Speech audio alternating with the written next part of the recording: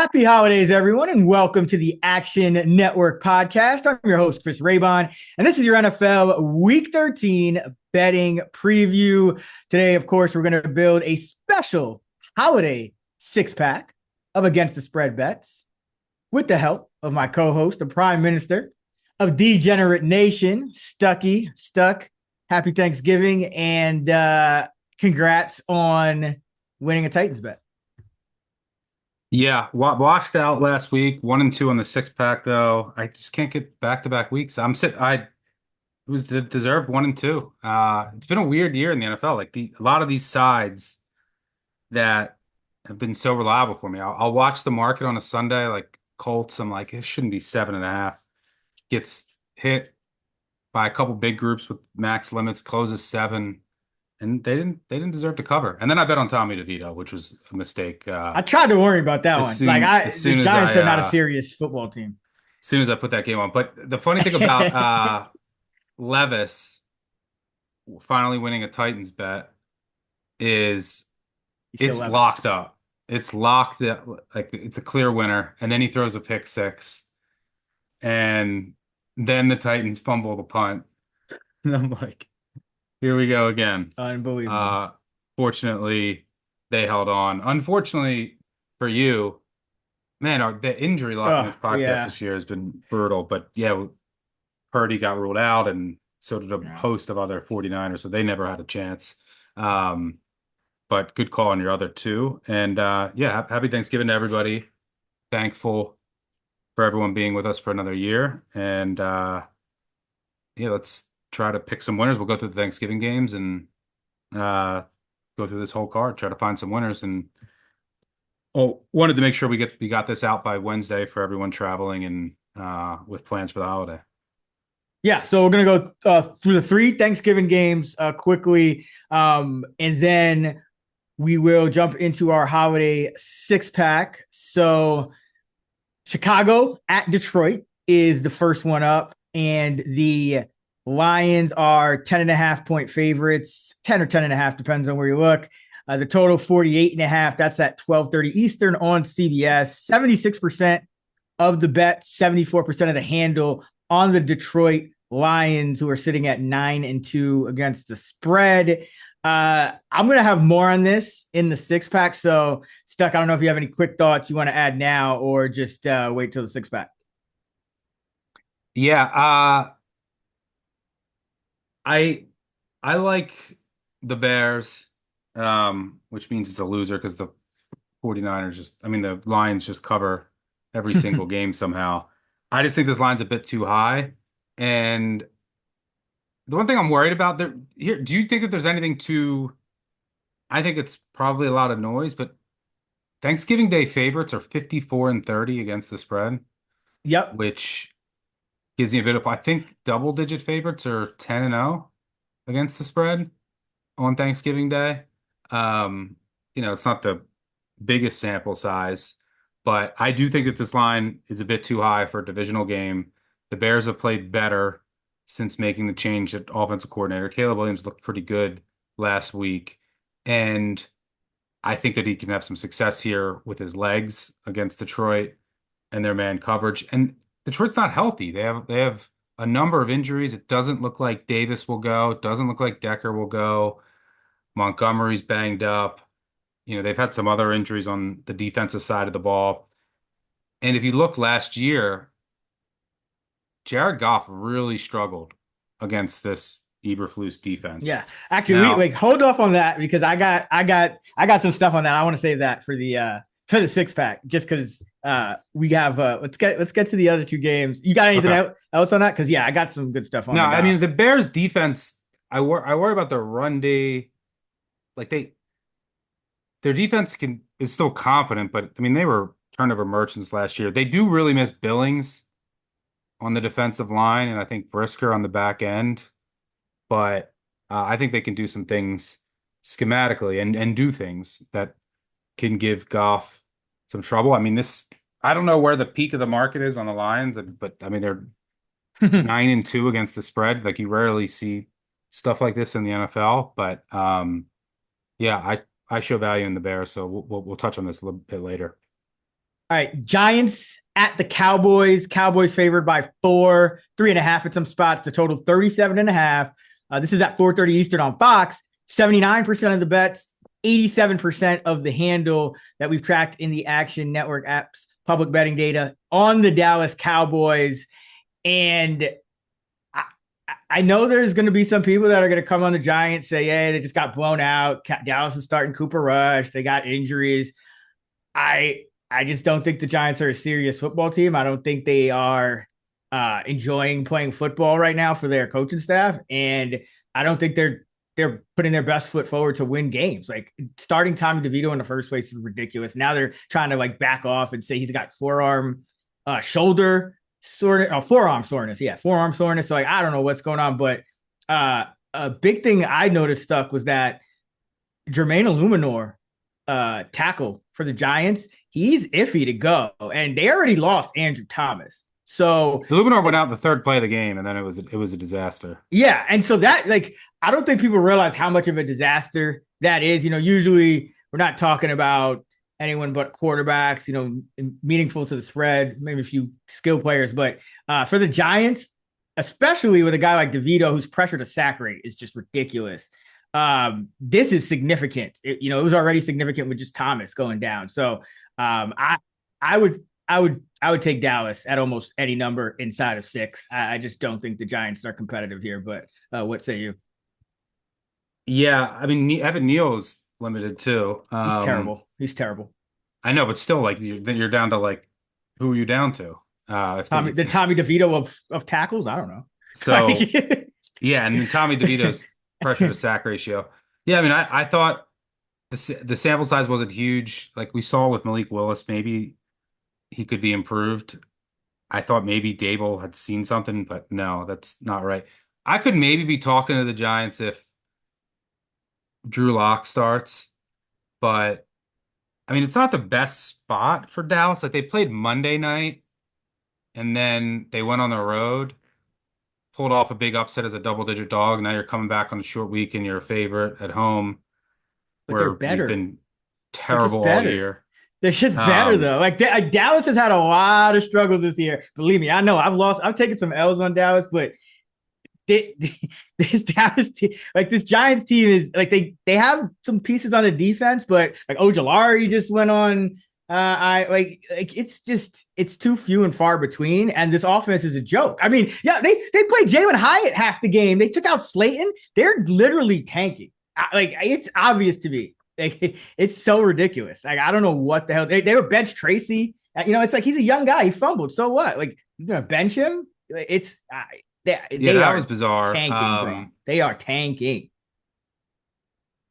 Yeah, I mean, I don't know. Like Thanksgiving Day and the division rival, it's hard for me to see them just not trying or showing up. They should be able to run the ball here, but if it's DeVito, Dallas can get pressure. The Dallas injury report's also worth watching. So I just don't have enough information right now. Like they have injuries in the offensive line.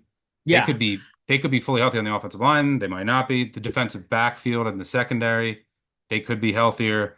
trending up though. Trending up for Dallas is trending up health wise because you got Parsons back a couple weeks ago. Bland. You got you might get Brandon Cooks back apparently for this one. And Wham is healthy. Your blocking back is back. So like Dallas is. I mean, they've been just killed by injuries all year, but they're probably more healthy than they like in a better spot than they've been for a lot of these other games. So I would say people are probably going to be betting like same game parlays and props on Thanksgiving. I always one of my rules, like my rare rules where I always have to have a bet. I have to have at least one bet on every Thanksgiving game. I've done that since I was in high school. So I might just follow along a prop of yours or Kerner's for this game. If it's Drew Lock, though, from a player prop perspective, I would think the one thing that the Giants do want to do is throw the ball to Neighbors a bunch. This is like your future at receiver. He's upset, clearly.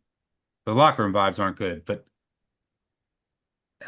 if it's DeVito, can he even get on the ball? Is he just going to get sacked every time? But Bro, I would DeVito is so expect bad. I Like, would I don't expect know. Neighbors. I'm saying if it's lock, I would Yeah, expect if it's Neighbors to lock, he's get. functional. Yeah, I would But expect Neighbors to 10, get. 15. Yes, like you got to make him happy Yeah. this week on national TV on Thanksgiving. So I would expect him to get a ton of looks in this game. So yeah, I don't know. I can't. I would have loved to have Dallas at 3 or better in this spot, Yeah. but Yeah. unfortunately I they missed upset it Washington. Um, like 5 so times. yeah. So Yeah, that I was can't believe they returned amazing. that onside kick. Oh, that was I'm glad I didn't have like something that that was gonna matter, but like yeah, that would have really that was what is good with Texas football teams.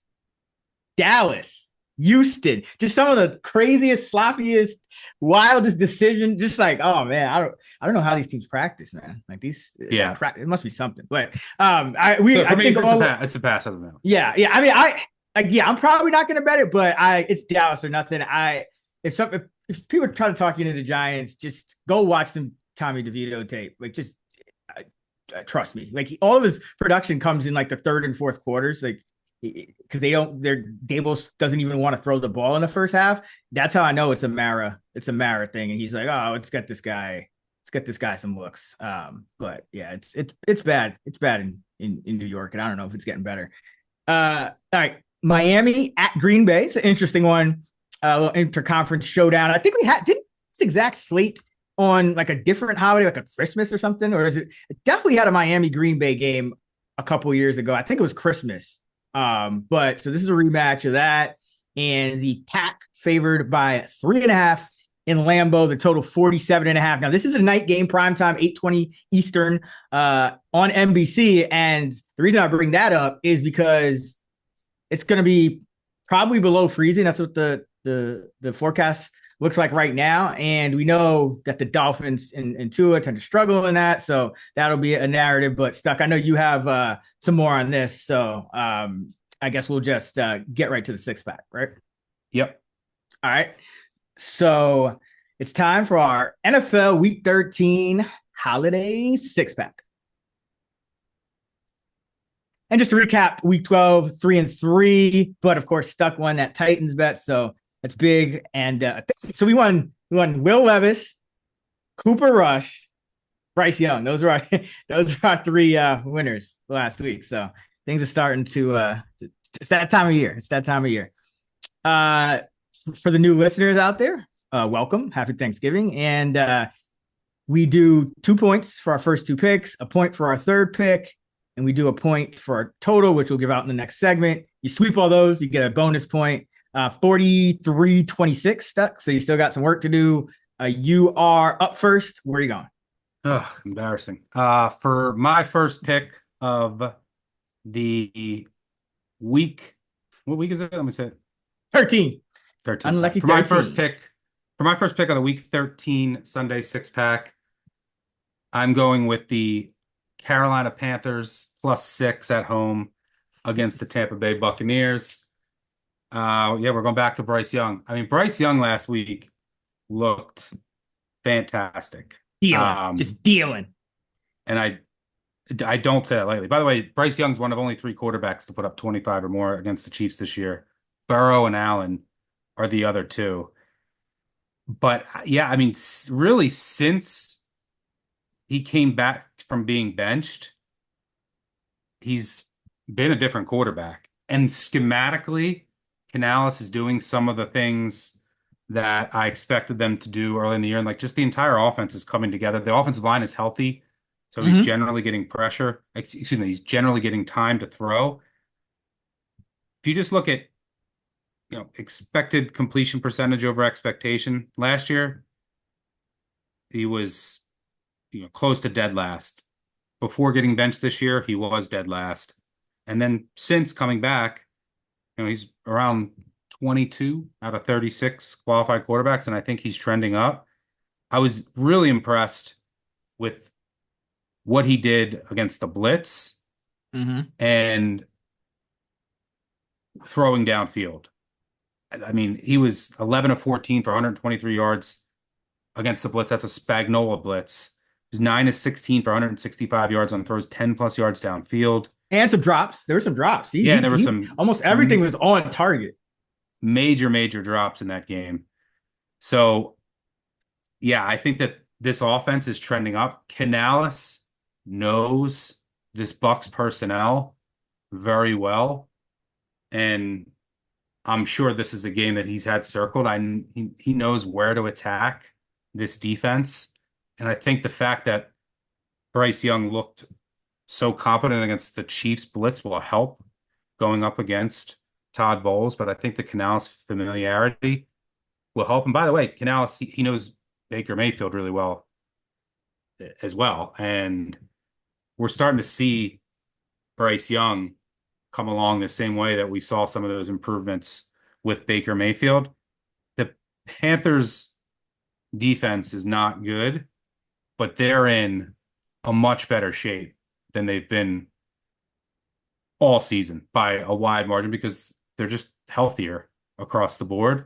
DJ Wanham, I think, makes a big difference, getting him back off the edge. They were able to get pressure last Yes, week I was against the surprised. I was Chiefs. actually highly surprised. A few times on like money downs, they would get off the field against Mahomes, which is just you don't really see that very often from any team. So like, yeah, I was kind of baffled almost because And that what was one part they of my sacked him hand. 5 times, I think. Yeah, 4 or 5, I believe. Let's see, I got it. You 5, yep, 5 sacks, and that was part of my handicap. Was like, hey, Mahomes kind of turns it over from clean pockets, so they're not going to get pressure, and then they actually got pressure. So yeah, it's trending up in So Carolina. yeah, so there's a lot of things I like here, and the price. I mean, if you think about it, the Bucs will play their second straight road game.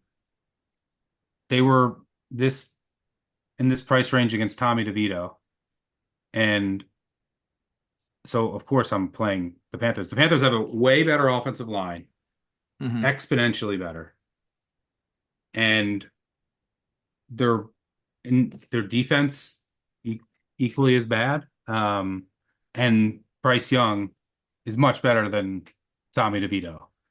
So, yeah, give me the Panthers catching 6.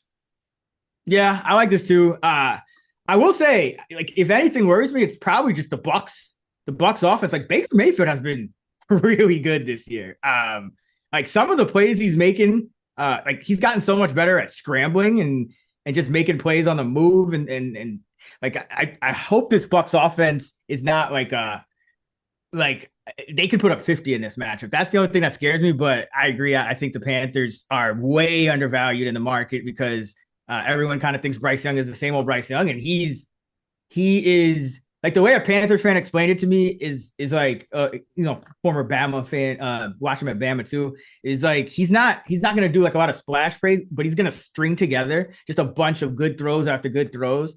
Almost I could see his career kind of going like a Jared Goff almost, where you remember how Goff was just terrible that first year, and Yeah. then he kind of all of a sudden you look up and he's on the Lions and he's having these like, oh, he went 14 of 14 and 18 of 18. And yeah, like I could see Bryce Young kind of doing that, get a team behind him. But yeah, I like the Panthers as well.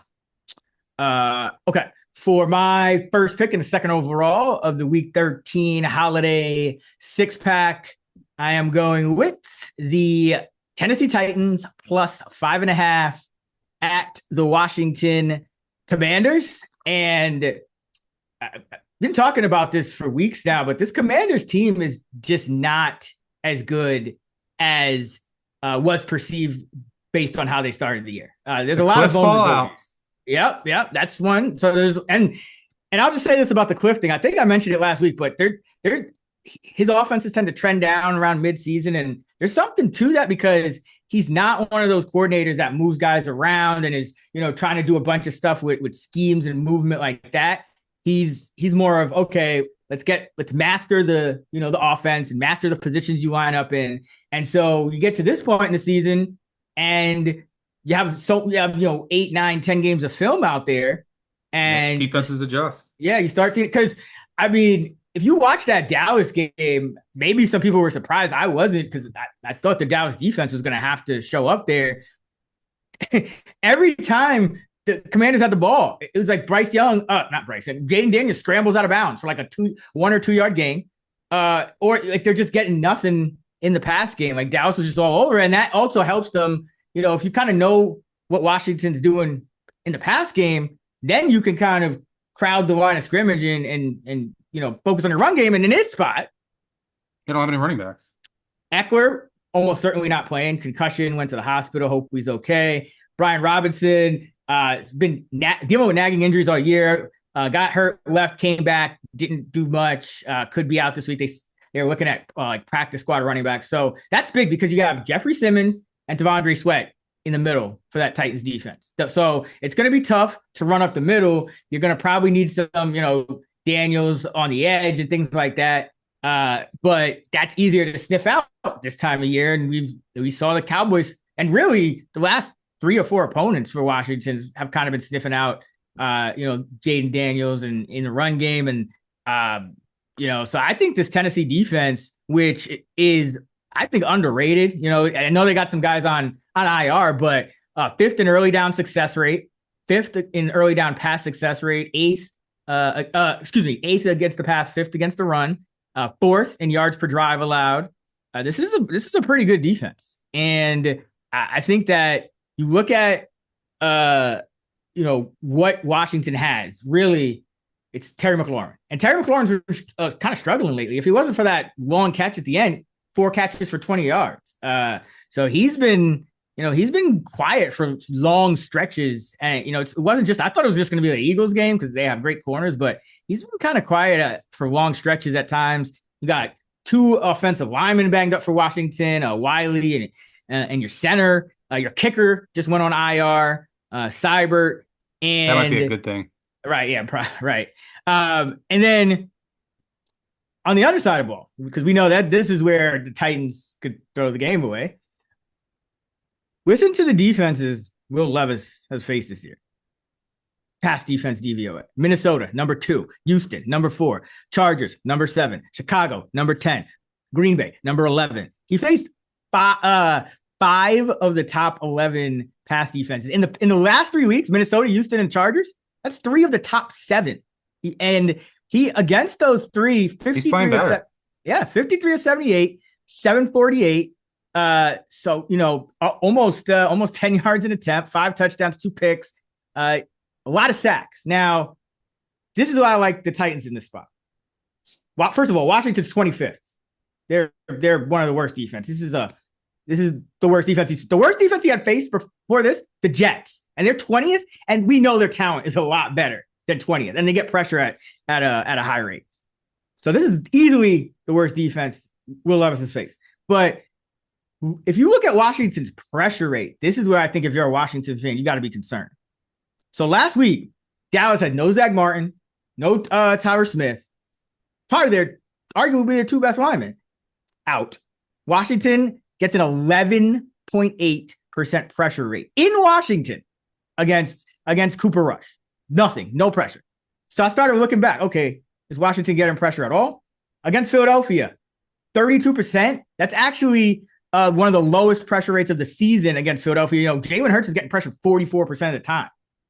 Like he's getting pressured a ton. Washington couldn't pressure him. Daniel Jones with no Andrew Thomas after Philadelphia sacked him like 36 times.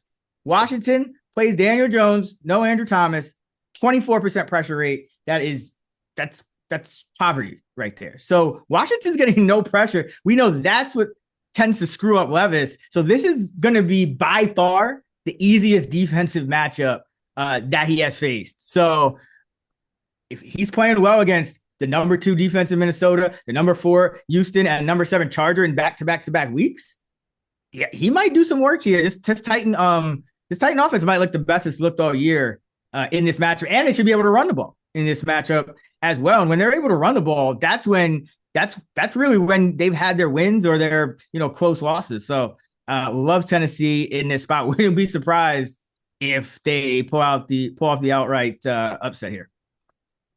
Yeah, I I like this matchup as well, and the cliff fade is on. It feels a little dirty Hmm. in that you had Washington go down as a double-digit favorite, and then Tennessee win Yeah. as an underdog of 7+, and then backing them, just from like a buy low, sell high Yeah. principle. But the market Um, just doesn't respect Tennessee as it is. And it's overrating Washington to the point where like Washington is just Tennessee without turnovers. Like it's like they're not talent wise. It's not that yeah, and different to me. Washington was getting so lucky early on with like, their third down conversions, their fourth down conversions, who they played. So yeah, and Tennessee was like one of the unluckiest teams in the NFL. Like they still have some luck coming their way. So yeah, I don't mind this at all. I'll probably be joining you. For Yeah. my look, I've won one bet on the Titans. Now I'm gonna be sucked back in. Yeah. Oh, and I will say, I haven't bet it yet.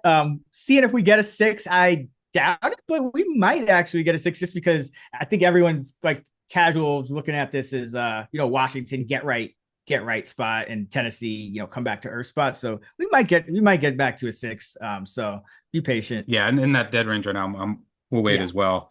For my second pick and the third, excuse me. Yeah, for my second pick and the third overall of the week 13 holiday six pack, I'm going with the Atlanta Falcons plus 2.5 at home against the Los Angeles Chargers.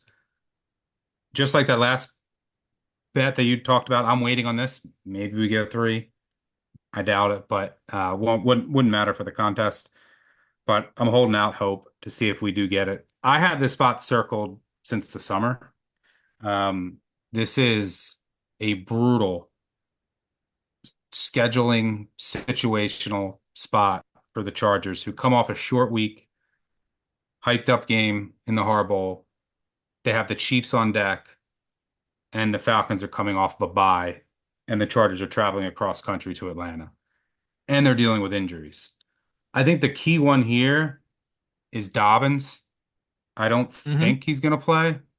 I mean, this is a guy with long, unfortunate injury list, and the running game without Dobbins just doesn't have juice. And that's big for Atlanta.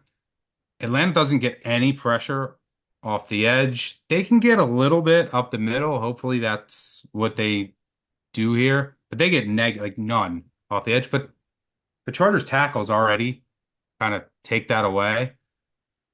And the Chargers weapons are still pretty underwhelming. I mean, this isn't, I mean, imagine if just Herbert had one other reliable weapon on the outside, but the Falcons should be healthier in the secondary. I think that they'll get Alfred and Hughes back. This is a team that was down basically their entire secondary against Denver, and they're unable to get pressure. That's just, a recipe for disaster. And on the other side of the ball, I think the Falcons now, they should get Drew Dalman back at center. Healthy offensive line. The Chargers don't really get pressure. No, And just kind of sit back. yeah, Cousins is going to be able to operate from a clean pocket.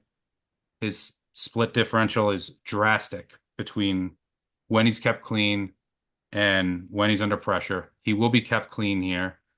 The Chargers have corner injuries. I'm not sure if Denzel Perryman is going to go, but they don't really have like a second viable linebacker. So that hurts. And this is a defense that if you look at their metrics, you say, "Oh yeah, this defense is really good."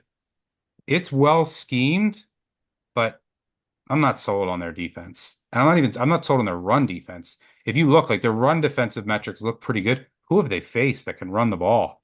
I mean, remember they started off the year with Las Vegas and Carolina. Um, they faced the Saints, the Browns, the Titans, the Bengals, the Ravens last 2 weeks. And what happened when they stepped up in class? The Bengals and Ravens kind of showed who this defense is. So I think that the Falcons will be able to run the ball here. And I think that Kirk Cousins will be able to cook. I think it's a great buy low spot in Atlanta. You had two losses prior to the bye, should be healthier coming out of the bye, and it's just a great situational spot. So I think the Chargers are still a bit overvalued, and now that this line has gone out to 2.5, I like the Falcons at home. Yeah, the Chargers defense, it's kind of tricky. Like that was kind of my handicap again when they played the Bengals as well. They really haven't played anyone.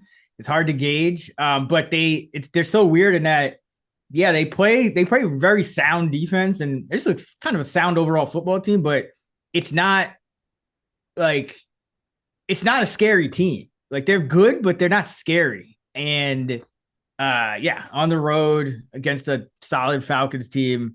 If the only thing is if Herbert could single-handedly go nuclear if they're not getting pressure, but his guys got to help him out. Somebody besides McConkey, but yeah, I can roll with Atlanta here. I see the Chargers tough spot coming off that Monday night physical game against the Ravens, and now you lose your chain mover in Dobbins, which this offense is not great.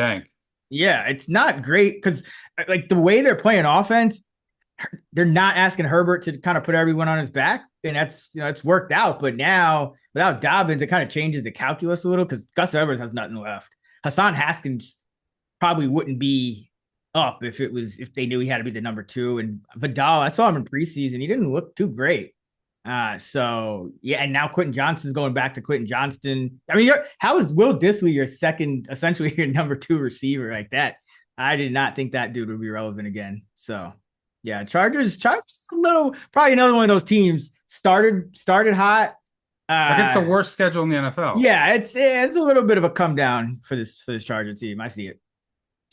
All right, for my second pick, the 4th overall of the week 13 holiday 6-pack. I'm going with the Chicago Bears plus 10.5 at the Detroit Lions. And we started to talk about this earlier.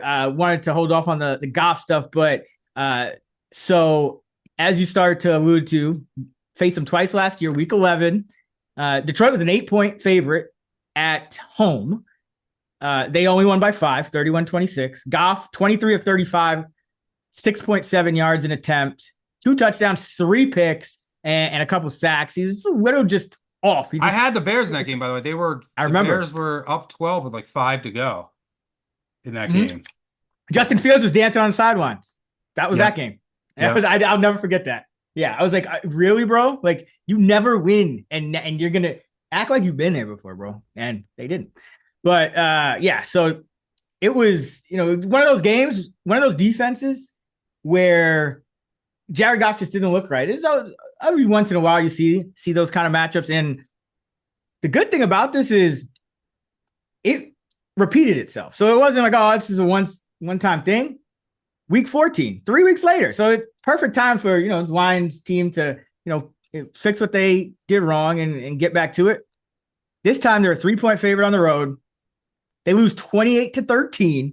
Goff goes 20 of 35 for 161 yards, just 4.6 yards per attempt, 1 touchdown, 2 picks. So second time, more picks than touchdowns. Gets sacked 4 times in this one. So overall, 43 of 70 for 397, just a 5.67 YPA, 3 touchdowns, 5 picks, 6 sacks, 61 passer rating in these 2 games. And this Chicago defense is probably better now, than it was last season. And that's why I like this team with a big number against Detroit, because defensively, you got talent. This is top 10 defense by DVOA. You got talent all parts of this defense. And then you flip it over, and Chicago's offense trending up as well, because they have talent as well. All 5 offensive linemen grade out at PFF in the 62 second percentile or better. So all 5, left to right. You got Keenan Allen finally showed some life because they're utilizing him right. They're putting him in matchups he can win instead of just running him on these routes where he needs speed, which he doesn't have at this stage in his career to win on certain routes. So they're utilizing their personnel better. They stopped using Gerald Everett. They stopped using Mercedes Lewis. So Komet's getting, all the snaps at tight end. DJ Moore using him closer to the line of scrimmage. So he's a much bigger threat that way because he can run after the catch instead of having to win against, press coverage and things, which he's not good at. So Chicago made a lot of good adjustments under Thomas Brown, and you see it in Caleb Williams' numbers. And also he's running more, which they're doing design runs. They're doing more. He's scrambling more, which is going to help against a man coverage defense like Detroit. But yeah, if you look back at those Fields games, I think he went nuts running the ball against Detroit. And Caleb against a very good member, Detroit, number 1 pass defense. Minnesota, number 2. So against Minnesota last week, Caleb, 32 of 47, 68%, 340 yards, 7.2 an attempt. That's above league average. 2 touchdowns, no turnovers, and 103 passer rating. So he is definitely trending up in this offense that's just a lot smarter. Guys are in the right positions. There's a lot of talent because you got a line, you got a quarterback number 1 pick, you got 3 very good receivers. There's no real weaknesses on the offense outside of the coaching staff. So if the coaching staff can just, if it's competent, this is a very undervalued team that can give Detroit a run for its money. And by the way, you talk about Detroit always covers. They're 9-2. They lost against the spread both times to Chicago last year. So that's if there was one thing Eberflus can do, it's cover against the Lions for some reason. It's like some bizarro thing. But this Bears team just gives this Lion team trouble. And short week, I think that works in the Bears' benefit because the Lions, they just went on the road to Indianapolis, and now, they're back at home, but it's a short week. So, some of those things that you might have to get ironed out. This is probably a week you would want the full week of prep, given how Goff struggled against this defense, and given the fact that you only have 2 games. Yeah, and you have Carlton Davis is their only corner ranked above 80th at PFF. So everyone else is like a Meek Robertson, Kindle Vildor. We might get some Kindle Vildor. Or they might move. You might be moving Robertson outside, and then like Mosley, who's washed into the slot. And I think it's a good point in that. The only thing I am worried about is what I'm thinking to myself, because I bet the Bears too, is do the Bears show up? Are they so deflated? Because they lose in overtime the week after to a division rival, the week after losing on a blocked field goal to a division rival. But it's Thanksgiving. It's the Lions. It's another division game. And they're hungry. They're hungry. Yeah, I think they'll show up. And I think that the Lions staff overall is so much better and they come up with these, like, especially Ben Johnson. Yeah. That I think that the short week hurts them in this case. Yeah. And you only got 2 weeks of seeing Thomas Brown at the helm of the offense too. So you would ideally like a little more time to kind of, what I mean? Because you don't have, you're limited as far as what you can see on tape. So yeah, I think the short week definitely it usually benefits favorites and superior team short week. But in this case, because of all the change going on with Chicago, I agree. I think it does benefit Chicago. So yeah, a lot of edges, a lot of under the radar edges for Chicago here. And this is a very talented team on both sides of the ball. The only thing holding it back was inexperience on Caleb Williams' part. And I mean, shredded a top 2 defense last week, and incompetence in the coaching ranks. And that looks to be alleviated offensively, and defensively. They're pretty solid. I mean, aside from that ridiculous Hail Mary situation. So yeah, I think Chicago can be very competitive here. And this is a team that has given Detroit trouble. So Chicago plus 10.5, my second. Where you going third? All right, for my third and final pick and 5th overall of the holiday Sunday 6-pack, I'm going with the Miami Dolphins plus 3.5 at the Green Bay Packers. I am a bit concerned about the cold.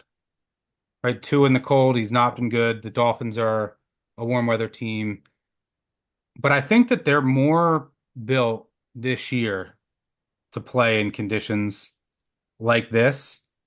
And there's going to be wind, maybe 10, maybe 15 mile an hour, sustained winds up to 20, 25 mile an hour gusts. That could change. But I think that hurts the Packers more than the Dolphins. The Dolphins aren't an explosive down the field passing attack anymore. I mean, relative to what they've been. And that's what Green Bay has lived on with Jordan Love. I mean, if you look at Jordan Love. I mean, he's just not playing very well right now. They are completely reliant on him just creating explosive plays, but he's also just making some head scratching throws. If He's you a look at turnover. He's an interception in 8 of his 9 games played this his year. At least turnover one. worthy play rate, I mean, I think he has 13 or 14 turnover worthy plays already. I think that was he had like 17 last year. His big time throw to turnover worthy play rate ratio is like 18 to 13. Last year was like 38 to 17. His interception, his turnover worthy play rate has jumped up to about 4%. So the offense is just not in sync right now. The Dolphins do a good job against the run because Jacobs is playing really well. I mean, he seems to just never go down on first contact. And they generally do a good job of taking away the explosive pass play, which I think is going to be more difficult here with potential wind. And on the other side of the ball, I think that the Dolphins can have success running the ball, specifically outside the tackles. And what does Green Bay really struggle with? They struggle defending backs out of the backfield and tight ends. Jonnu Smith can have a huge day, and they also really struggle in the middle of the field, which Miami can really take advantage of. And I don't think Jair Alexander is going to play. And He's like a Dory Jackson a few years ago. Like, does Jair why isn't he on Alexander IR? exist? Does he I think he has exist? yeah, does he exist? So if you look at this Packers defense, which has been extremely reliant on turnovers this year, their corner group without Alexander is extremely underwhelming. So Hafley can't play the aggressive style defenses that he really wants to.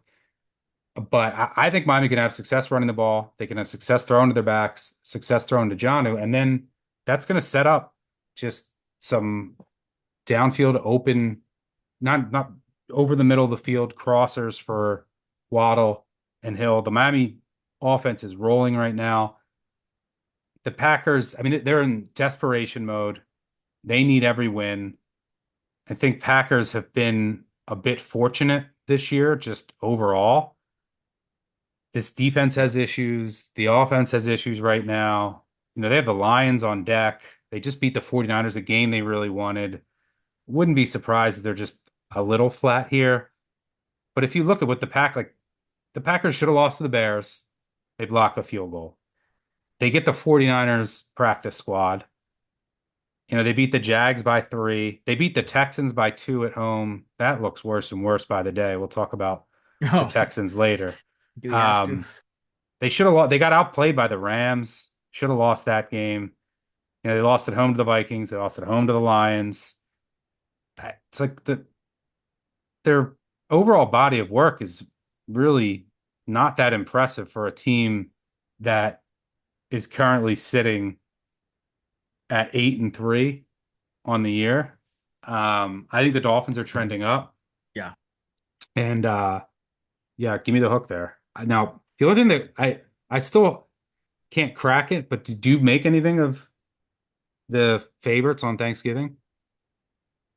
No, I so for like I think when I see with trends with favorites, a lot of that is generally more like market driven than whatnot. Because I usually like is it, the books can adjust to that. Like with underdog trends, the reason I think they're so profitable is because people don't bet underdogs as much. So you don't really adjust. But I almost like I've seen that in a few spots where like certain days, like opening day or holidays or prime time in certain spots, like favorites do well. And I always just wondered if books are just kind of like purposely floating like softer lines or something.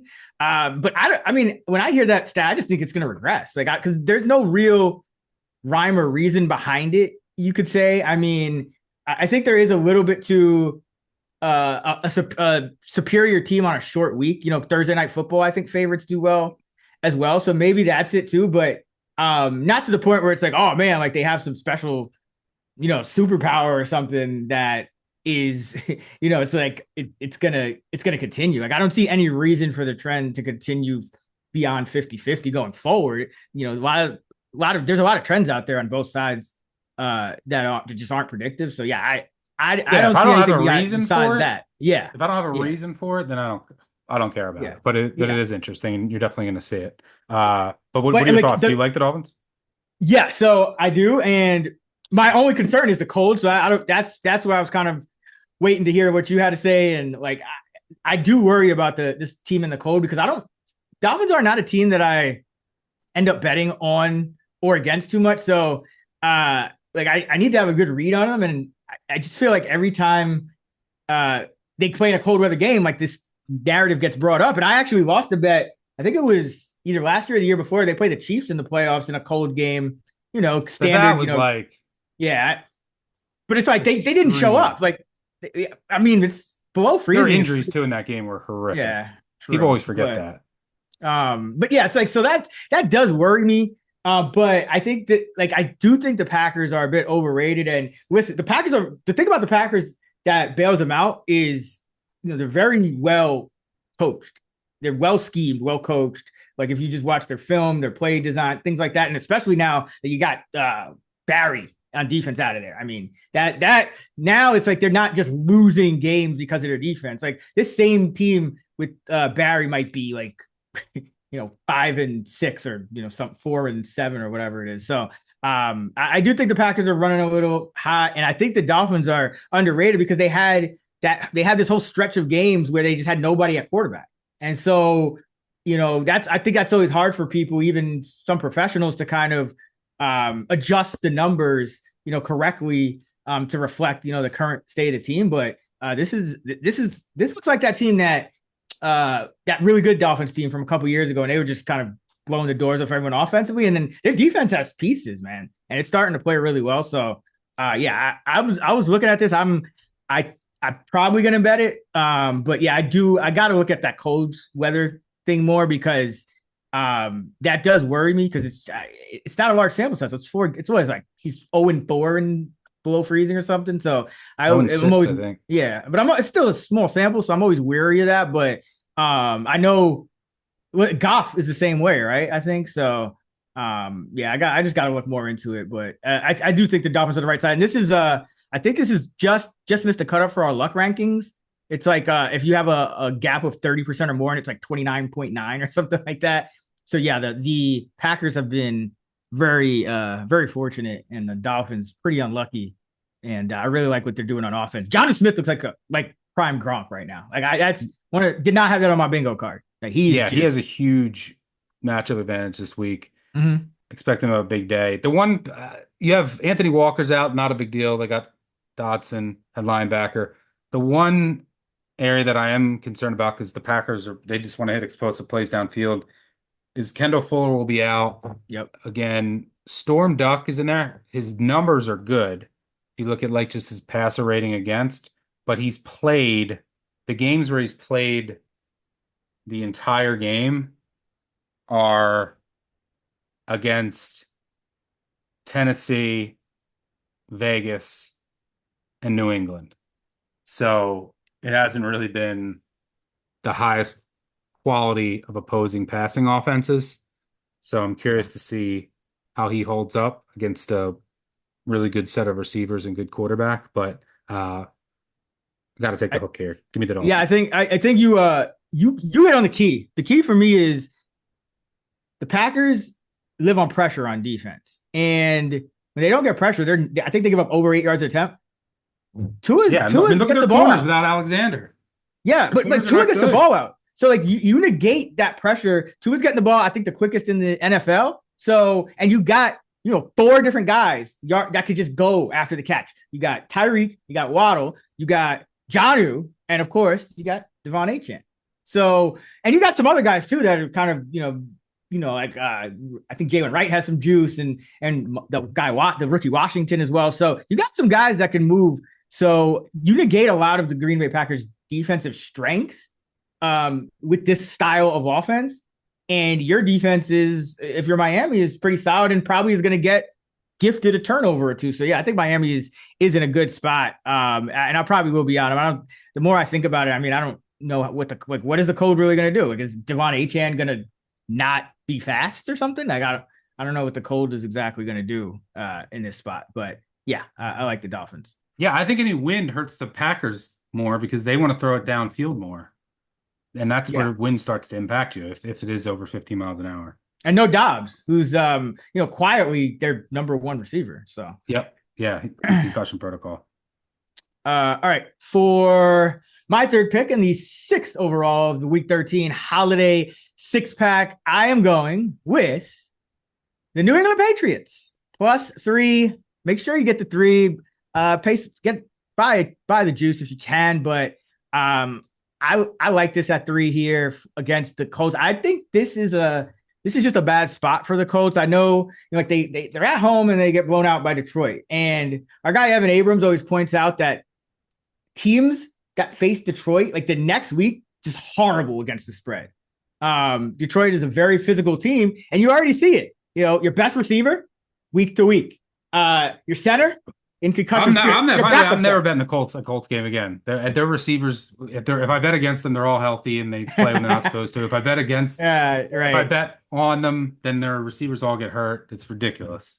Yeah, I mean, well, I will say this. So about the receivers, Josh Downs has been their best receiver. He's been targeted on 30% of his routes. He's week to week. Doesn't look like he's going to go. Ashton Dulin, key special teamer, and other makes some plays. Also runs, gets a few jet sweeps. Looks like he's going to be out for multiple weeks. Michael Pittman had, I think, 6-7 catches for 90 yards, but he can't move. Like if you watch him, like his back injury is clearly still bothering him. Even though I don't think he was on the injury report, the final report, but like they're clearly playing games with him on the injury report, because he does not look right out there. And so now you take away Downs and A.D. Mitchell, he'll slot in, but he's been kind of up and down. He's had some weird stretches. He's talented, but you're going pretty thin now in offense because you're out your best receiver. Your left tackle is banged up. You're up your center, your star center is on IR. Your backup center is in concussion protocol. And Jonathan Taylor, the efficiency really hasn't been there for him lately either. So, and Anthony Richardson, I guess it was a flash in maybe the Jets are just that down bad. I know Detroit is a good defense, but Anthony Richardson just reverted back to not being able to complete passes again. And so now you got an indoor team going outdoors, kind of a game that they probably think they should win, might take it a little lightly. A lot of things going on. You're on the road. It's the holiday. I think this could be another kind of flat spot for the Colts here. And you're facing a man coverage defense. And you would think that, okay, man coverage, that should benefit Anthony Richardson because, he can move. You got guys turning and running with the receivers. Well, Anthony Richardson is 38th out of 39 quarterbacks in passer rating against man coverage, 30th to 39 in EPA per dropback against man coverage. So the Patriots have been pretty aggressive with their man concepts. Where they have to lose. So this could go bad for the Indianapolis Colts here. And the Colts defense they're playing better than expected, but they're not like prohibitive to the point where I would be scared of them. I think Drake May is going to be able to put up some points on him. He'll probably, make a mistake or two, but he's gonna throw the ball up and play some single high, so he'll get some shot opportunities down the sideline. So I think this Colts team is very beatable by this Patriots team, and I think they actually might show up here because last week a lot was made of they didn't practice in pads last week against the Dolphins, and they were like, oh well, they're a fast team, so we're not going to practice in pads because we want to stay light. I don't know. It made no sense. But this week, physical run-based team in the Colts, so we're going to practice in pads this week. So when I hear that teams usually come out ready. They usually tackle better. They usually hit harder. And you have this Colts team coming off a physical game against the Lions. I just think that it's a little bit of a projection. Like I have this number inside of 3, but it's also a bit of like a gut feel that I just think the Patriots might catch the Colts a little off guard here. And I think this is a winnable game for them. So give me New England +3. Yeah. And Patriots defense is getting healthier overall. Yep. So that helps as well. I'll have more on this game later. All right. That was our week 13 holiday 6-pack. Let's see what quarterbacks we got. So we got Bryce Young, Kirk Cousins, Tua. You got Bryce Young is dealing. So you actually got some pretty good quarterbacks. I got Levis, Caleb, and Drake May. So we got some young up and coming guys and Kirk Cousins. So not the worst set of quarterbacks. So again, Carolina +6, Atlanta +2, Miami +3.5 for Stuckey, Two and a Tennessee half, two and a +5. half on Atlanta. Oh, sorry. Carolina +6, Atlanta +2.5, Miami +3.5, Tennessee +5.5, Chicago +10.5, and New England +3. That's going to do it for our Week 13 holiday six pack. Before we move on, quick announcement for you guys. Action Network is running back our annual Black Friday sale, offering our best price of the year on a year-long Action Pro subscription. So if you still aren't a Pro subscriber, visit actionnetwork.com/Black Friday to get $40 a year off of Pro and receive instant access to all of the picks and projections from myself, Colin Calabrese, and our whole Action Network team. That's actionnetwork.com/Black Friday for the best price of the year on Action Pro. We are combined 15-9 on totals this year, so been pretty good here. You went first on the six pack, so I'll kick it off for the total. Going with Ravens, Eagles first half under 25.5. I've gone for a few of these Eagles first half unders this year. I don't think I've lost yet. They are 9-2 on the year, and I think the Eagles, a lot of first half overs have actually been hitting, and then game goes under the second half. But the Eagles tend to be the exception to the rule because they lead the league in first half rushing attempts. They love to run the ball as much as they can, and they are a very good defense. And their pass defense is top 5 in pretty much every metric across the board, especially in the first half. So you look at Philadelphia, 10.1 first half points per game. That's 18th. And then in the second half, they're number 1 in the league. And guess who's number 2? Baltimore. So both of these teams score more points in the second half than the first. Baltimore also tends to be a little bit run heavy. You got Derrick Henry. Why not? But I like this matchup. I think this is a high total, obviously, because you got a lot of talent on these offenses. You got quarterbacks who can, scramble and make plays out of structure. But these teams love to run. Baltimore can stop the run. They are number 8 in run defense, DVOA, top 2 in second level yardage allowed, and open field yardage allowed, which is massive, obviously, when you're going up against Saquon Barkley and Jalen Hurts.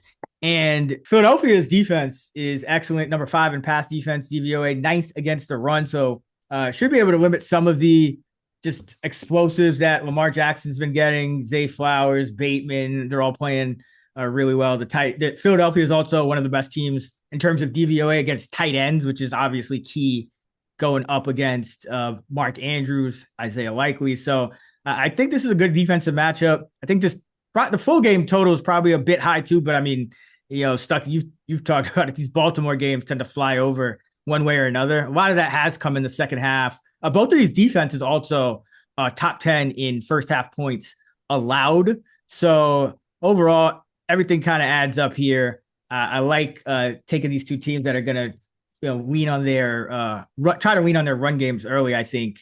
And I think Baltimore's also getting better pass defensive wise. I like some of the things I saw against the Chargers. So give me first half under 25.5, 24.5 is fine as well. Yeah, I want to wait on the injuries to the Smiths, Devontae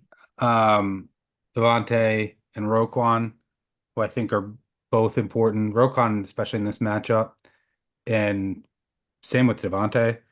Having like 2 really reliable receivers on the outside is important going up against the Ravens.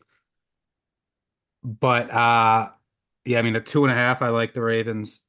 At 3, if Roquan's back, especially and Devontae's not, I mean, you just trust Lamar in these games, trust the Ravens against the NFC. When he's a favorite of a field goal or lesser as an underdog, he's been dominant. And I mean, this offense, I'm really fascinated to watch this really significantly improved Eagles defense. The improvement is real against this historically great Ravens offense, which if you look at by like just DVOA historically, they're like 7th best overall right now. Lamar has 27 touchdowns and 3 interceptions. His 3 interceptions, 2 of them were ripped away from the receiver. he already caught it and they were ripped away, and the other one, the receiver was right in the receiver's hands and it bounced up and was picked. Those are his 3 picks this year. I mean, I'm fascinated to watch that side of the ball. Waiting on some injury news, but lean Ravens at home. But it isn't the best spot in the world in that short week coming back across the country, and they haven't had a bye yet. So like it's the very end of their string of games on a short week. But I mean, Eagles coming back across the country as well for the second road game. Maybe that neutralizes that a bit. So I generally trust the Ravens at home in these big spots, especially if this was under a field goal. But I don't mind your underlook. Yeah, I mean, I think. Oh, so I was gonna say, I think like if the Eagles win this game, though, I probably would have them overtake Baltimore, like in power ratings. Like if they were able to win this game, like depends how it happened. I mean, well, yeah, it's obviously just some fluky thing, but this Eagles team, I think I said it around when they came off their bye. It's like a sleeping giant, and they just keep getting better and better. And they kind of they're back to that point where that Super Bowl team, but I think they're probably a little better because I think that some of the things they're doing on defense is a little more sustainable, and Hurts obviously with Barkley, next to him just adds an element, kind of like Henry and Lamar. So yeah, this might be a game of the year. This is gonna be a great game. All right. Yeah, I brought my little brother is a Eagles fan. I bought him in some tickets for this game. I doubt I'll be able to go, but it should be a great atmosphere. And it's the real test for the Eagles because the Eagles, they've been great. I was really impressed with the Bengals effort, even against the Rams and that offense. But they haven't beat a team with a winning record all year. So this is like plant your flag. Hey, they beat the Commanders. They beat the Commanders. Commanders have a winning record, don't they? That's true. Yeah. Commanders, yeah. I mean, we should have the Commanders enough. Let's not take that away from them. Yes. Come on. Well, they haven't beat a team that will finish with a winning record. Don't do that. We love you, DC. We love you, DC. All right. So for my favorite total, I'm going to go with the Seahawks Jets under 41.5. This is just a bet on the Seahawks defense, which I still think is undervalued.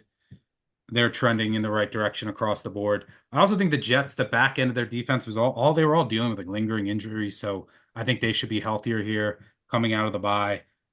I have no idea what's going on with the Jets offense. The Seahawks also they don't really run the ball well. That's really the Achilles heel for the Jets. Well, I don't know what's going on with Rodgers. He's hurt. Is he not going to play? I think he's going to play now, but there's rumors that he's not. I mean, the owner tried to bench him. I'm sure he's pissed off. Like it's not hard to read between the lines here. They leaked that the owner wanted to bench him. Like the owner of all people, like he's supposed to be like the biggest fanboy. Oh, just get me all the like LaDainian Thomas and all these stars, and he's actually talking about benching Rodgers. That has to be a pretty big like hit to your ego. So I'm sure he's just pissed. That's why all this is happening. And I do think Rodgers is hurt though. Something's going on with him. I mean, he's 40 on the wrong side of 40, and he gets hit. He gets sacked a lot because he can't move. Yeah. So outdoor game in December. Seahawks defense trending up. Give me the under. Yeah, I'm kicking myself. I think I said on the show last week that I think the Seahawks are going to be a under team, and I'm kicking myself for not betting that Seahawks Cardinals under because that was never even swept. But they're playing a lot of too high, and they're healthy now, and their D-line's healthy, which is huge. Yeah, their corners are healthy too. So they can trust their corners when they need to on the outside. But then they're playing a lot of too high, so that's limit the explosives. But then also they could stop the run with their guys, in the front seven. So it's all just starting to click for the Seahawks, and Geno Smith just can't throw touchdowns for some reason. So yeah, I think the Seahawks probably going to be a under team to close out the year. Yeah, and they also McDonald found his linebacker rotation, which he's kind of been tweaking, and they've been trading and releasing guys. And so I think he's finally got, the health at corner, health on the defensive line, He's made some schematic adjustments, and then he's finally got the linebacker rotation that he likes. Yeah. And yeah, remember this. Yeah, it's a defensive head coach team. So I wouldn't be surprised to see this teams keep going under. All right. So Jets, Seattle under 41.5. Ravens, Eagles first half under 25.5. Now it's time for our favorite teaser of the week. So you're not familiar with teasers. When you get an extra 6 points is usually the standard to parlay with 2 or more spread bets. Usually you're trying to go tease, through the 3 and the 7. Stuck. I know you have a lot of great content out on that. Seems like there hasn't been as many opportunities this year. I don't really like as many teasers each week. I don't really see many I like at all, actually, most weeks. So this is kind of another one of those weeks, but I do have one. And I think you have one as well. So where are you going? Yeah, I'll just keep it simple. The 2 lowest totals on the board you can tease through 3 and 7. So let's go Patriots out to 8.5 and Jets out to 8.5 as well. I'm going to roll with the Steelers up to 9 and the Eagles up to 9. And it's not the traditional, Wong teaser, but it's like I said, it's been kind of, I don't love the Jets. I guess you're higher on them than me. I just don't know what I'm going to get for the Jets, at least, like you said, offensively. So I do fear, it's like a, 16-3, something like that. But I do trust Pittsburgh to stay close. Tomlin is a dog, 61, 31, and 3, 66% against the spread. So you give six extra points. I trust them to stay within a possession against that Bengals defense because, who doesn't? And Philadelphia, Baltimore, I just think that's going to be a close game. I think that's just 2 very good teams. So I don't. Baltimore could end up, I guess blowing them out. But I doubt it. I think Philadelphia shows up here. I think they can match Baltimore, and at most it's like kind of like the Chargers game, like a 30-23, 7-pointer. So getting them to 9. So Pittsburgh and Philly, the two PA teams to +9 each. I kind of lean Cincy, but I would want under 3. I need Orlando Brown to be in. Yeah. So I need to know that he's healthy because Highsmith's back. Yeah. Like I'm actually, so I will say this, and I was thinking of going Pittsburgh for our 6-pack, but the reason I don't want to go Pittsburgh is because they have been getting lucky. Cincinnati actually is a luck ranking game side, and those have hit over 60%. So it kind of, it's right up there with the Tomlin trends on the other side. But I can't get to the 3 though for I have Pittsburgh and Cincinnati rated fairly evenly, and I know since he's coming off the bye, but Pittsburgh's coming off a 10-day rest itself, and home field isn't worth a ton these days. So I just can't get to the number for Cincinnati. Like I show value on Pittsburgh, and usually it's just a kind of a auto bet with Tomlin as the dog. So I don't know. What's leading you towards Cincinnati? Is it the luck factor or just? I have Cincinnati rated about a point better than the Steelers. Higgins and but with Higgins back and everything. Yeah, you have Higgins back, but I need Brown in there. I need Rankins, who's dealing with like an illness, like a viral illness. They don't know if he'll be good to go, but they need him up front. They need as soon as they lose like one guy up front of their defensive line, stops. They can't get stops. It gets so bad. Oh my god! Yeah, it's they're coming off a bye here too, season on the line. How many times have we said that though? Like here's what the thing about the Bengals team, like because I agree, both of us coming. But they always do show up. They just lose in heartbreak back. Yeah, it's like, but that's why I worry about them as a favorite. Like at this point, it's funny because it's like you could say this about most teams because there's. I don't know. It's just a weird year where there's like either you have a quarterback or you don't. But like the only team Cincinnati beat, we're in week 13. The only teams they beat are Carolina, the Giants, Cleveland with Deshaun Watson, and the Raiders. Like they played everyone else close. Like they almost beat Baltimore twice, KC, but like they didn't. So it's just funny to like you sitting here in week 13 and those are their 4 wins. Yeah, they're a tough one. I think I would still lean Pittsburgh though. It's Tomlin voodoo, man. That defense with Highsmith healthy. Um, I don't know. I have them rated equally. I have the Bengals offense rated really well, but their defense gives a lot of it back. A lot of it. That's fair.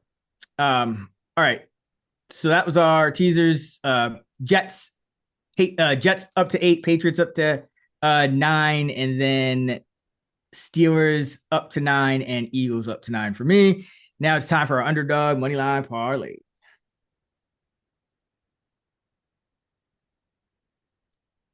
All right.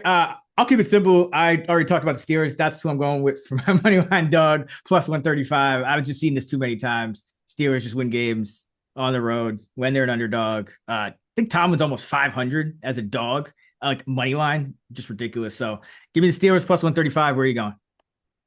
Let's go with the quarterback uncertainty play. Let's go Jacksonville plus 190.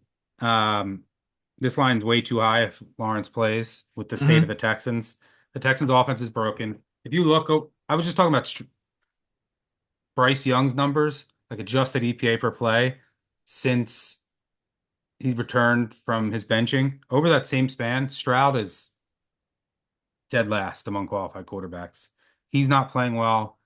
The pressure is just nonstop. The Texans need to get to a bye. Their bye's next week, and then they need to sort things out. The problem is they don't have a bye this week, and they're like the sidelines, all the bickering, and it's bad right now in Houston. And they don't even have like this huge sense of urgency because like they're going to win their division. They're 3 games up with 5 to go. And the Jags coming off of a bye, if Lawrence plays, I think this is one of the few games left where they'll really get up for. If you look at the rest of their schedule, it's like the Titans a couple times, the Jets, the Raiders. Like this is a game against the first place Texans at home. Assuming Lawrence plays, is why I'd rather take a shot with the money line. Like he practiced, but I don't know what's going on. Like they're just going to be like, we'll worry about his health. We're out of it. Let's go for a draft pick. I don't know. That's what I'm thinking about. So I was having this thought because you and I were talking about this, and I was tempted to go Jags as well. I agree. Too. Yeah, and so here's what I'm thinking: the fact that he returned to practice at all, or out of the bye after having this like a surgery, tells me that they do actually want to play it straight and try to win. And remember a couple of years ago, didn't Jags start like 1-8 or 2-9 and just win every game, go get to like 8-9 and have that game for the division on the last day of the season against Tennessee? Like, yeah. We should bet some Jags AFC South. Like if they beat the Texans, and the Texans are very beatable. You got the Colts who can't complete passes, and the Titans who at some point are probably just going to throw pick sixes again. So like, can't the Jaguars, aren't they still mathematically alive if they just run the table against their shitty schedule? Yeah, against their shit schedule. Like, I think we should get some Jags AFC South futures right now. And the Texans, if they lose this game, they're 7-6. And the rest of their schedule is Dolphins, Chiefs, Ravens, at Titans. Ooh, we could, and maybe get some Texans to miss the playoffs futures too.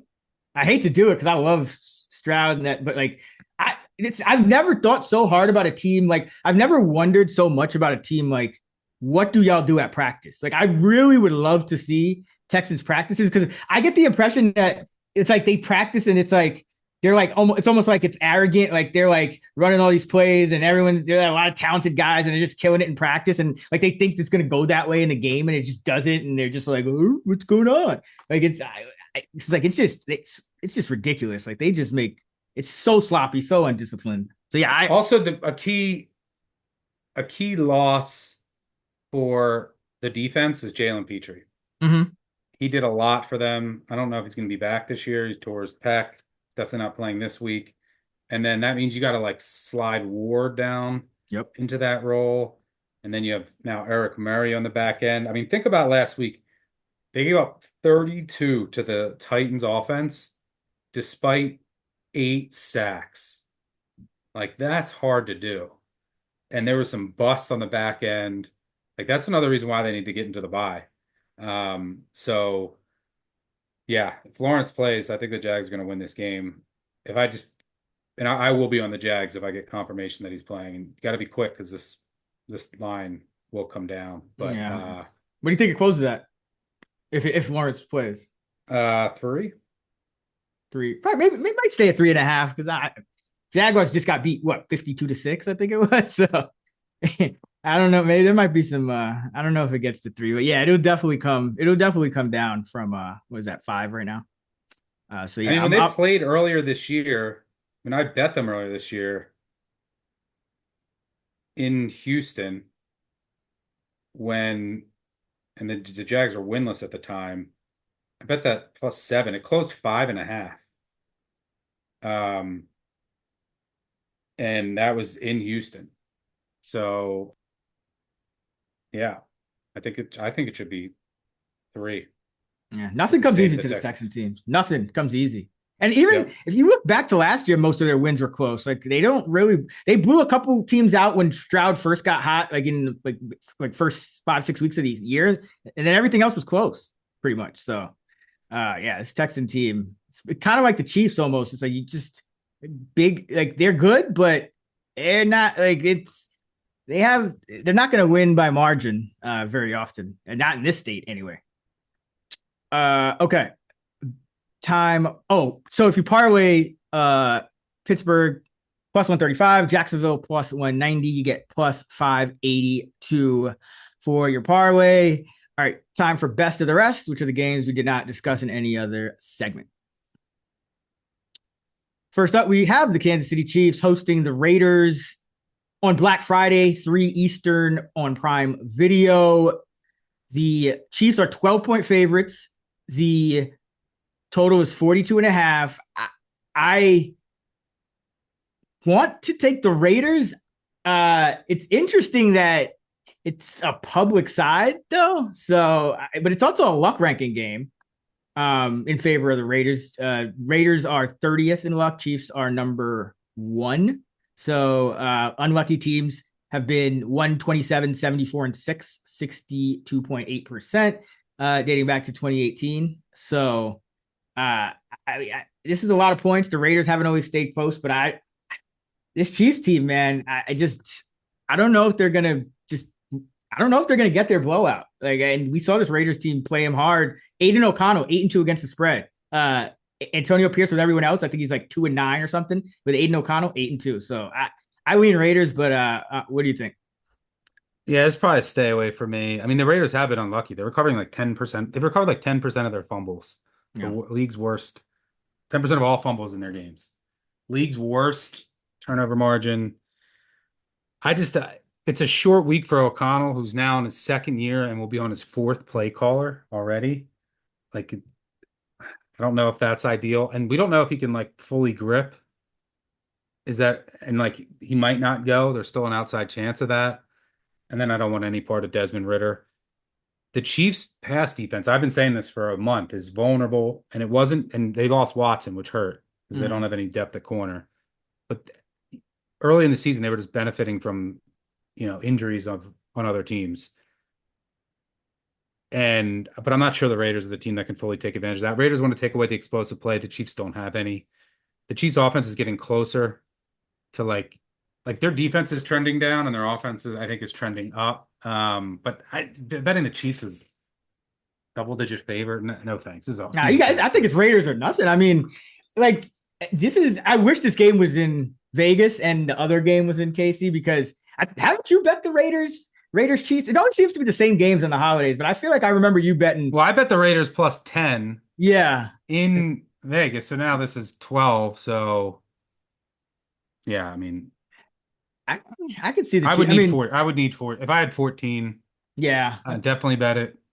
Yeah, but games tend to get away from the Raiders somehow. I mean, I looking at their you would think they would cover more. I mean, you have Bowers, I mean, it's not like you have no talent. I know some running backs are hurt, but I mean, Bowers. I also got to know if their corners are going to play. Like that's big. That's like although if their 2 starting corners are out again. The Chiefs are trotting out Justin Watson for the most routes of all their receivers, even though they got Hopkins and Worthy. Like they're their rotation is so weird at receiver. Like Yeah. Hopkins plays like the fourth most. It's odd. But yeah, I mean, I personally lean Raiders. But you're right. 12 and kind of a dead number. I think it came down from, I think it was at 13 at one point. I probably would have felt better about that, but it also could jump back up. It could go back up if it's Ritter. This is and this is a it's like a Black Friday Island game, so sure a lot of casual action. Maybe even get a free half point late right before kick or something. So I guess stay posted, follow us in the app, see what we do. Arizona, Minnesota. In Minnesota, Vikings favored by 3.5. Total is 45. Arizona's been a tough team for me to read, so that's another team I really haven't been betting on too much. I do think Minnesota is going to be vulnerable to like they're not just this bulletproof team that I think they start 5-0 and everything was going great. Like you're starting to see some of the cracks, but still a very talented team. And Darnold's being aggressive. Eventually that's going to come back to bite him. It has in a couple games, but I don't know. I can't get a good read on this Arizona team. Like I thought they were going to be bad on D and they're better, but now they couldn't run against Seattle, which I don't know if it's the start of a trend. And so I don't know. What do you make of this Cardinals squad here? Yeah, if they can't run, then that really hurts everything else. And I don't know if they'll be able to run here. But I think that they're kind of, they've obviously shown that they don't want to play outdoors. Or like their results are kind of tied to that. Look what happened. They went to Green Bay and Seattle. Mm-hmm. It wasn't pretty. So it helps that they'll be indoors here. Minnesota off 3 straight road games coming home. That can actually be a tricky spot sometimes. Yeah, Holiday too. Like Holiday, a lot of stuff going on. Yeah. So, but I think the number's about right. I got no strong take. Yeah, Arizona's just really tough to read because I finally got them last week, but I had Seattle, but I still can't fully figure them out. Yeah, because Kyler's playing better, but his numbers are not as good. And like, what's good with their downfield passing game? It's odd. It's nothing. And on paper, they shouldn't be able to cover these Vikings receivers. They shouldn't, but I will give their defense credit because their defense is well schemed, like very well schemed. Yes, and I mean some of the players are kind of playing. I guess it's a scheme, but yeah, some of the players like in the secondary, these like no name guys are playing pretty well, and they do a good job of taking away explosive plays. Yep. So could be an under. Important. Probably maybe an under game. I don't mind the under as long as it's over 45. The Jaguars, we saw the Jaguars just too high the game to death, and what is that 12-7 or something? Yeah. All right. Rams just make Darnold work down the field. Eventually throw a pick. That's not the worst game plan. Or they'll just keep handing it to Aaron Jones, and then that limits some of their explosiveness in the pass game.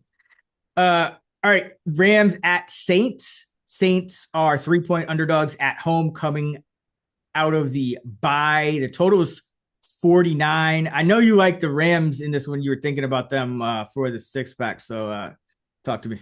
Yeah, I wanted under 3. Might play them like money line with something or on their own. McVay's a short week merchant, man. He's so good on short weeks. That's why I liked him at New England a couple weeks ago off of that loss. Right. So you might say like, oh, it's short rest. It's not technically short rest, but you played a Sunday night game going across the country he's been so good in these spots, like short rest. He's 14-6 against the spread, 11-0 as a favorite of under 3 or a dog. Like he always has his team in a good cadence, but the Saints, look, they beat the Browns. They stole a game from the Falcons before with the Riz. This is still a bad team. They still don't have any weapons on the outside. It's Derek Carr. He's sensitive to pressure. His numbers fall off a cliff. The Rams can get pressure. And I don't think that the Saints can stop the run or match up with the Rams receivers on the outside. So I actually think this is a good buy low spot on the Rams. They need this win for their playoff hopes, but I need it under 3. Now that it's at 3, pass. Yeah, I mean the Saints are interesting. Because okay, they don't have weapons, but then Marquez Valdez-Scantling just catches like a 90-yard touchdown. But Taysom Hill like single-handedly destroyed the Browns. He had 138 rushing yards, 3 touchdowns, 10 targets, 8 catches, and 50 more yards through the air. That's 178 scrimmage yards, like on I think it was like what 15 like we've never seen a tight end do this. So I mean Taysom Hill has these games like once or twice a year where he just explodes. But now they have no choice. Like they like you said, they have no other weapon, so they're gonna at least give him a shot to do it. Because a lot of times they would just like use him one game and then I don't know, like use him as a decoy. But I feel like now they might just. There's a new coaching staff. They might continue feeding him. So that does worry me because the Rams defense can come and go. But they have Puka and Kupp. They should just score points. And they can run the ball here. Yeah. To set everything else up. Saints run D is really bad.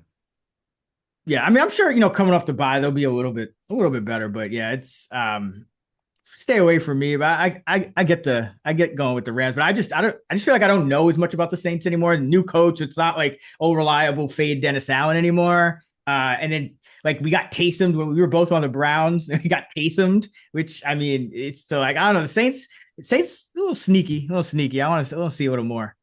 All right, we got the Niners at the Bills, which I mean, it looked like a good game when you look at the schedule early in the season, but now, I mean, it's -7 in favor of Buffalo at home. The total is 45. -7 tells me, Purdy pretty unlikely to play. Because Purdy was healthy, this would be 2.5, 3, I think. So, yeah, what are your thoughts on this one? No idea. Need injury info like this.